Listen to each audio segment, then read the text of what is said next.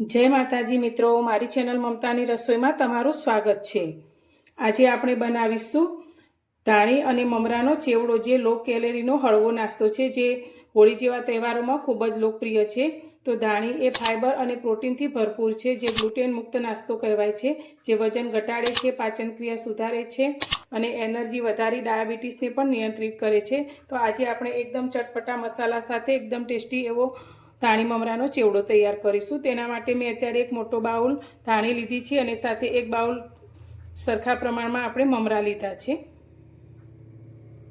હવે આપણે ચેવડા માટેનો ચટપટો મસાલો તૈયાર કરીશું, જે એકદમ બજારમાં મળે તેવો ચટપટો સ્વાદ આપશે આપણને ચેવડાનો।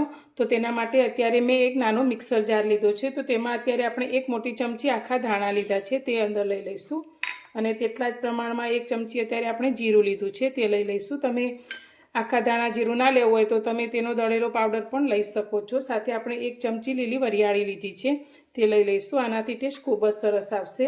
સાથે આપણે અડધી ચમચી સંચળ પાવડર લીધો છે, તે અંદર ઉમેરીશું અને ખાટો મીઠો ટેસ્ટ આપવા માટે અત્યારે મેં લીંબુના ફૂલ લીધા છે, જે બજારમાં લીંબુના ફૂલનો ઉપયોગ ચેવડામાં કરવામાં આવતો હોય છે, પણ તમે લીંબુના ફૂલની જગ્યાએ આમચૂર પાવડર અથવા તો ચાટ મસાલો પણ લઈ શકો છો। સાથે એક ચમચી આપણે લાલ મરચું પાવડર લીધું છે। તો ચેવડો થોડો તીખો હોય તો જ વધુ સારો લાગે છે, એટલે આપણે મરચાંનું પ્રમાણ અત્યારે સરખું જ રાખેલું છે। અને તેની સાથે અત્યારે મેં 3 ચમચી આખી ખાંડ લીધી છે, જેને આપણે મસાલાની સાથે નથી પીસવાની, તેને આપણે પાછળથી પીસીશું। તો એ બધું જ પીસી અને આપણે એકદમ સરસ એવો મસાલો તૈયાર કરીશું। તો મસાલાને મેં આ રીતે એકદમ સરસ એવો ઝીણો પાવડરની ફોર્મમાં પીસી લીધો છે। હવે આપણે તેને એક બીજા વાસણની અંદર કાઢી લઈશું।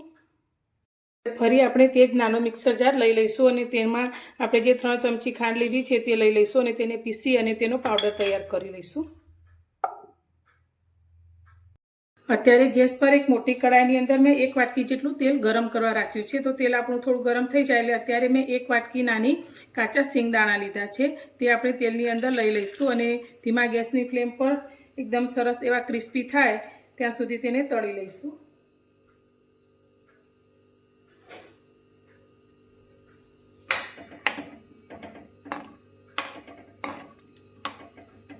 સિંગને ધીમા ગેસની ફ્લેમ પર તળતા લગભગ 4-1 મિનિટ જેટલો સમય થયો છે અને એકદમ સરસ એવી ગોલ્ડન બ્રાઉન રંગની આપણી સિંગ થઈને તળાઈ ગઈ છે। તો હવે તેને આપણે તેલમાંથી કાઢી લઈશું। તો આ રીતે કાણાવાળા ઝારાની અંદર આપણે સિંગને કાઢી અને તેમાંથી એક્સ્ટ્રા તેલ બધું કાઢી લઈશું।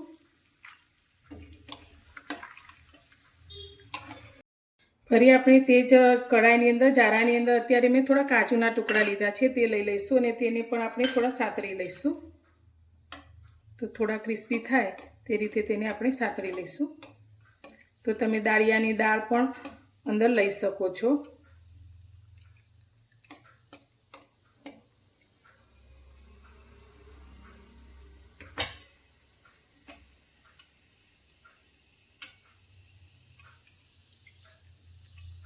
તો કાજુને ક્રિસ્પી થતાં વધારે સમય નથી લાગતો। તો કાજુ આપણે એકદમ સરસ રીતે તળાઈ ગયા છે।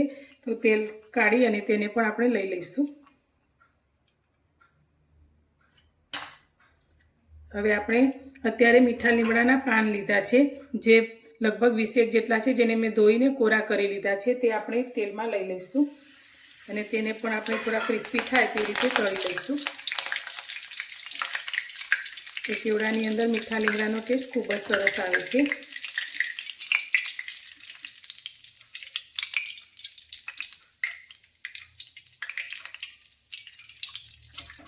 તો 1 જ મિનિટની અંદર એકદમ સરસ એવા આપણા મીઠા લીમડાના પાન પર તળાઈ ગયા છે। તો તેને પણ આપણે કાઢી લઈશું।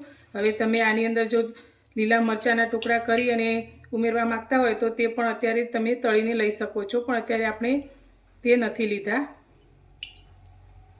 ગેસ પર આપણે એક મોટી કડાઈની અંદર અત્યારે 4 ચમચી જેટલું તેલ ગરમ કરવા રાખ્યું છે। તો આ ચેવડાની અંદર તેલનું પ્રમાણ થોડું વધારે હોય તો તે ખૂબ જ ક્રિસ્પી તૈયાર થાય છે। તો તેલ આપણું થોડું ગરમ થયું છે, તો ગેસની ફ્લેમ આપણે થોડી ધીમી કરી દઈશું અને તેમાં આપણે થોડી હિંગ એડ કરીશું। સાથે આપણે અડધી ચમચી જેટલી હળદર એડ કરીશું। હવે તેની અંદર આપણે લીધેલી ધાણી લઈ લઈશું અને સાથે આપણે મમરા પણ લઈ લઈશું। હવે સારી રીતે મિક્સ કરી અને ધીમા ગેસની ફ્લેમ પર આપણે મમરા અને ધાણી એકદમ સરસ એવા ક્રિસ્પી થાય ત્યાં સુધી તેને આ રીતે શેકીશું.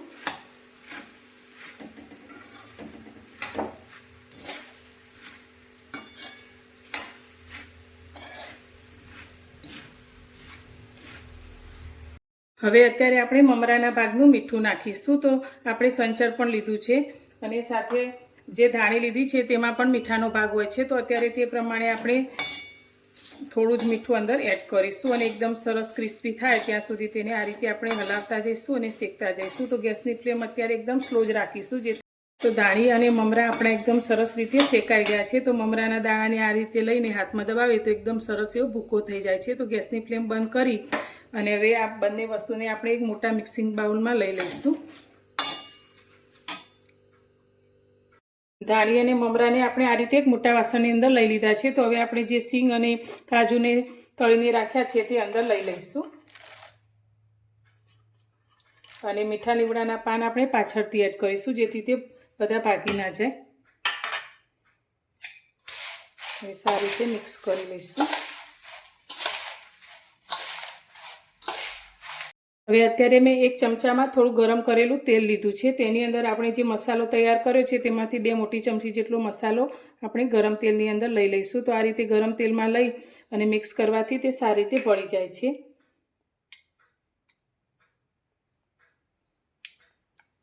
હવે મિક્સ કરેલો મસાલો આપણે અંદર લઈ લઈશું.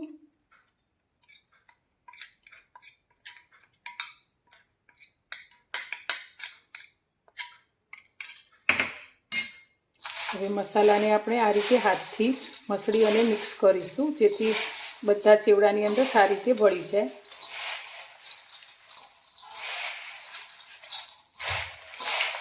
અને તેની સાથે અત્યારે આપણે જે ખાંડને પીસીને રાખી છે તે પણ લઈ લઈશું અને તેમાંથી આપણે 4 ચમચી જેટલી ખાંડ અંદર ઉમેરીશું. તો તમે તમારા ટેસ્ટ પ્રમાણે થોડી વધારે કે ઓછી પણ કરી શકો છો.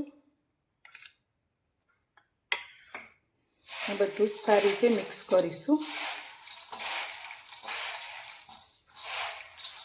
તો બજારમાં જે રીતે ચેવડો મળે છે તેવા જ ટેસ્ટ સાથે ચટપટો આપણો આ ચેવડો બનીને તૈયાર થાય છે. તો તમે પણ આ હોળી ઉપર આ રીતે એકવાર ચેવડો જરૂરથી તૈયાર કરજો. તો નાના મોટા બધાને ખૂબ જ પસંદ આવશે.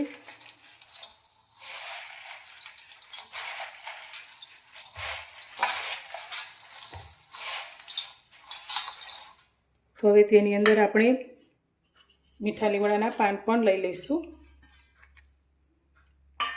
અને બધું જ હળવા હાથે ફરી એકવાર મિક્સ કરીશું.